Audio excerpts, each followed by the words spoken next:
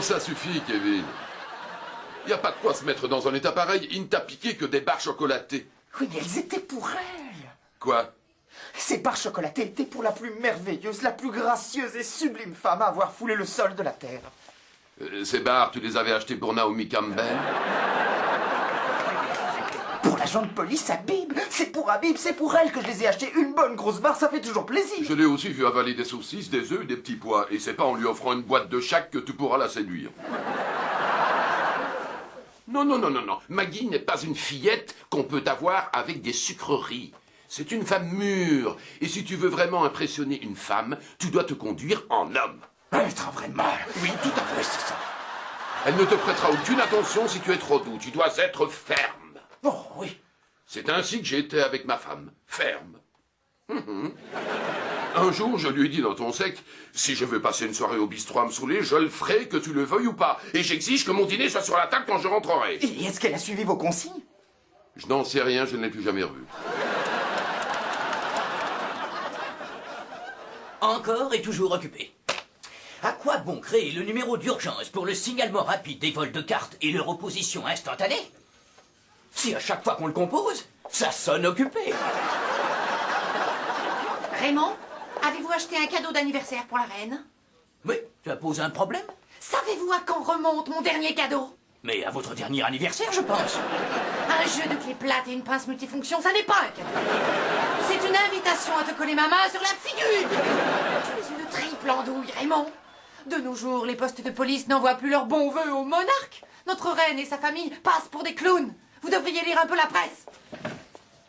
Reprenez le travail, je vous prie. Je ne lis effectivement pas la presse. Et c'est volontaire. Cela m'évite d'être conditionné par les rumeurs, les mensonges et le catalogue de grossièreté qui remplit ces torchons. Si vous voulez vraiment lire, je vous invite plutôt à prendre un bon bouquin. On trouve plus d'originalité et de vérité dans une seule page d'un roman de Scott ou de Shakespeare que dans tous les journaux imprimés dans ce royaume. Vous n'avez rien lu de Walter Scott en 10 années. Alors ne jouez pas l'intellectuel. Vous lisez Major Beagle. Et vous faites des bruits dégoûtants en buvant votre cacao pendant vos enrichissantes lectures.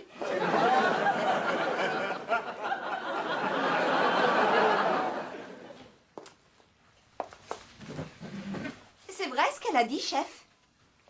Je n'en sais rien. Peut-être quelques légers glou-glou.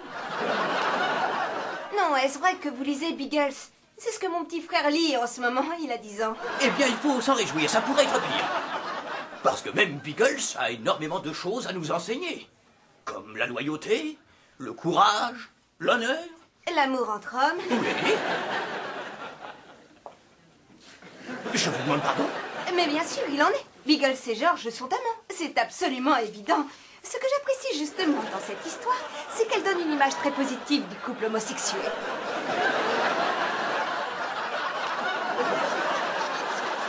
Beagles et George sont des camarades agents de police Habib, des compagnons, des frères d'armes. Et ils sont gays. Je suis abasourdi, agent Habib, abasourdi et aussi très affligé que vous essayez d'une manière vile et puérile d'attribuer une connotation sexuelle à un livre qui relate des aventures tout à fait innocentes. Mais enfin, chef, c'est des hommes mûrs. Ils ont forcément une vie sexuelle et pourtant ils ne parlent jamais de femmes. Ils habitent ensemble, prennent le petit déjeuner ensemble. Beagles est toujours en train de demander à George de monter sur son pieu. Derrière lui sur son moto. Ils sont homo, ça saute au pieu. C'est comme Sherlock Holmes et le Dr Watson.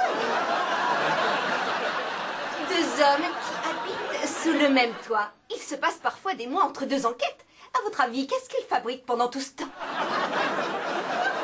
Ils se relaxent. Ils fument leur pipe. Ou jouent aux dames, que sais-je. De toute façon, chef, si Sherlock Holmes et Watson sont amants, on s'en fiche. Il n'y a aucun mal à ça. Mais si, bien au contraire. Parce que le sexe n'a aucun rôle à jouer dans ces histoires, quelle que soit sa forme, hétéro ou je ne sais quoi. Le but de Beagles est de se Sherlock Holmes et de résoudre des crimes et de combattre l'ennemi. Et croyez-moi, ça suffit à occuper n'importe quel homme.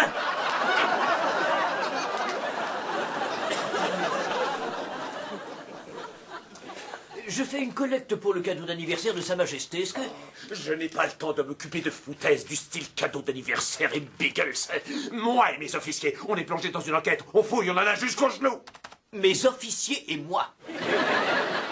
Qu'est-ce qu'ils ont? Rien du tout. Je veux simplement vous informer qu'on doit dire mes officiers et moi, et non moi et mes officiers. Ah, vraiment, brigadier chef? Eh bien, moi et mes officiers, on est sur le point de coincer une bande de malfrats spécialisés dans le vol de cartes de crédit. Ce qui est, je crois, un peu plus important que de flâner et chipoter sur les phrases tout en se donnant des airs d'intello.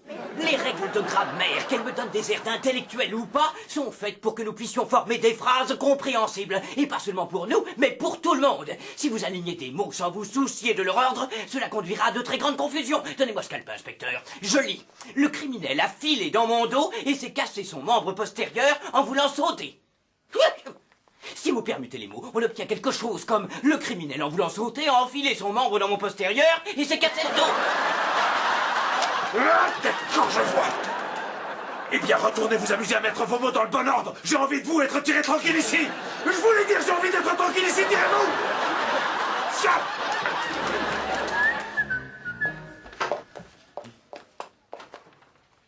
Et n'oublie pas ce que je t'ai dit, Kevin. Conduis-toi en homme, sois ferme, dominateur. Mais faut que je reste moi-même, en fait. Non. Non? Hé, vous là! Traverser ici est un délit. Remontez immédiatement sur le trottoir. Allez, hop, prenez le passage piéton. Enfin, Kevin, qu'est-ce qui te prend? Attends, pickpocket à l'horizon. À toi de jouer, Goody. À l'attaque! Ah.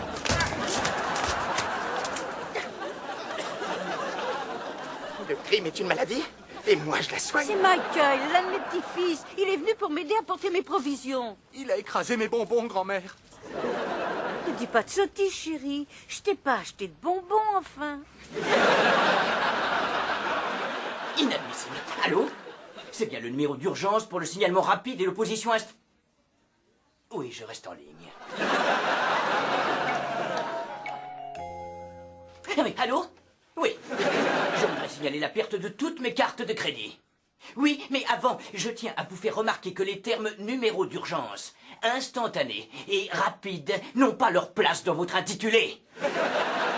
Exaspérant conviendrait mieux, contrariant aussi, absolument scandaleux serait plus adéquat.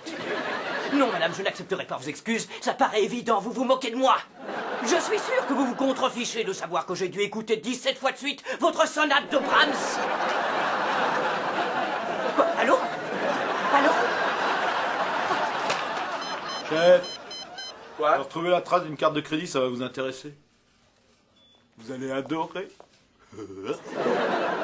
Oh oui. Oh oui.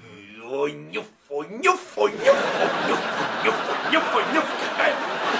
Depuis que je fais ce métier, je n'ai jamais eu aussi honte. Aujourd'hui, j'ai eu l'impression de patrouiller avec un gamin de 2 ans.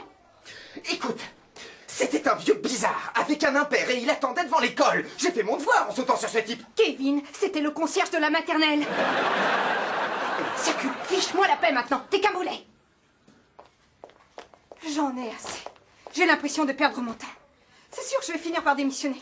Être flic, c'est pas mon truc. Je viens d'avoir un appel des pompiers, ils sont dans le quartier. Un bougre sur une corniche menace de sauter dans le vide. Je vais aller me rendre compte par moi-même. Rien de tel pour que ce pauvre homme passe à l'acte. Agent de police Habib, je pourrais avoir besoin d'une femme. Venez avec moi. Tout de suite, chef. Je suis sûr qu'elle me hait maintenant. Qu'elle me trouve trop macho pour elle. Ah ouais? Et qu'est-ce qui te fait croire ça? Bah parce qu'elle me l'a dit, c'est tout. Je te déteste, Kevin, tu es un macho. Et tu sais quoi? Tu devrais lui faire un peu de lèche. Les femelles, elles adorent ça. Tu lui dis, j'ai eu tort, trésor, j'ai été maladroit. Ensuite, tu lui balances le champagne, les chocolats, et elle sera à point pour les galipettes. Ah d'accord. Champagne et les chocolats, tu dis. Ouais, le champ, ça marche à chaque fois. Ouais. C'est un ton de culotte, un dégrave soutif. C'est comme si t'avais la main dedans. Excusez-moi, monsieur. Voudriez-vous, s'il vous plaît, quitter cette corniche? Oh, vous vous intéressez à moi maintenant, hein? Jamais on ne m'a respecté, personne n'a de sentiment pour moi, je suis rien. Un vrai nul. Sans amis, toujours seul. Mais on pourrait dire exactement la même chose de notre Premier ministre. Et il mène une vie pleine et active. Donnez-moi une raison de ne pas sauter, une seule raison valable. D'accord, c'est facile. Ce trottoir fait partie des biens publics, monsieur. D'autres citoyens que vous ont besoin de l'emprunter. Et ils auraient raison de se plaindre si jamais vous commettez l'acte irréparable d'aplatir votre corps sur le macadam. Je peux essayer de lui parler. Oh, je vous en prie, je dois avouer que j'ai épuisé tout mon pouvoir de persuasion. Vous vous souvenez de moi? Vous dites que vous n'intéressez personne. C'est une erreur. Aujourd'hui, j'ai décidé de quitter la police. Grâce à vous, j'ai réalisé notre impuissance à aider les gens. C'est vrai ce que vous racontez? C'est vrai, vous allez démissionner? C'était vrai il y a encore une minute. En vous voyant, monsieur, j'ai compris que ce serait une fuite. Sauter dans le vide est aussi une fuite. L'homme qui a cambriolé votre maison ne me fera pas faillir à mon devoir.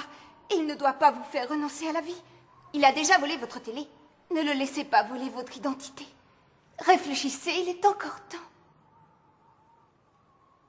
Pour l'amour du ciel, l'ami, qu'attendez-vous? Moi, je n'ai jamais entendu de discours aussi beau de toute ma vie. Allez, ne restez pas là, quittez cette corniche.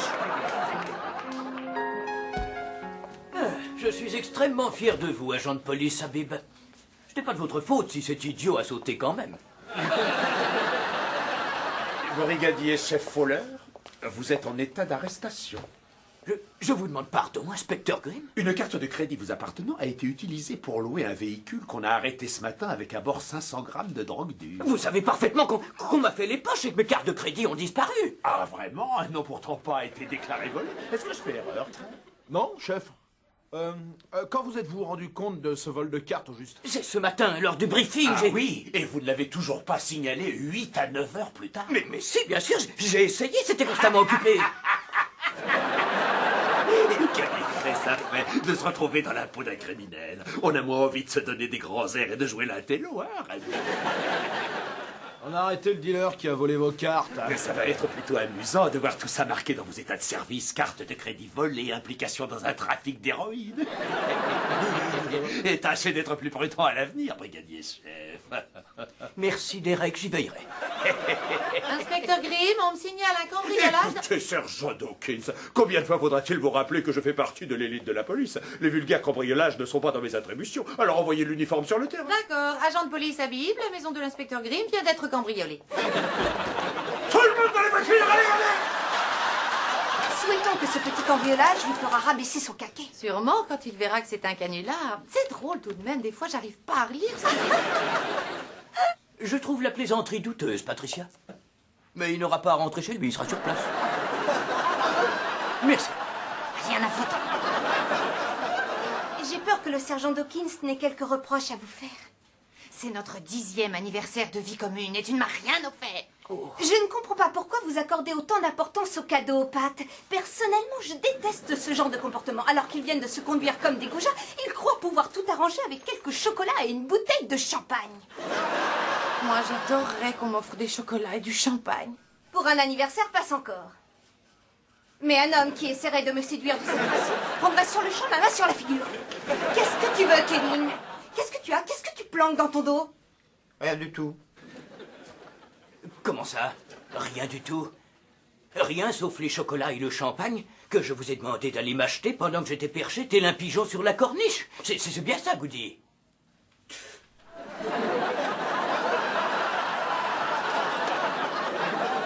Bien, alors donnez-les-moi, mon garçon. Merci, nous ferons nos comptes plus tard. Voilà. Tenez, mon chou.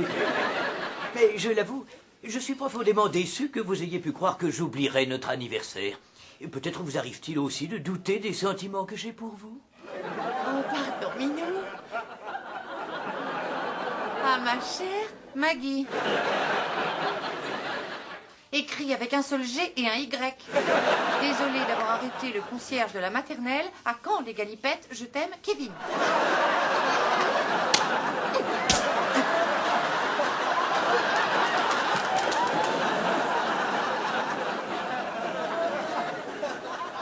Ça vous dirait une petite coupe, chef?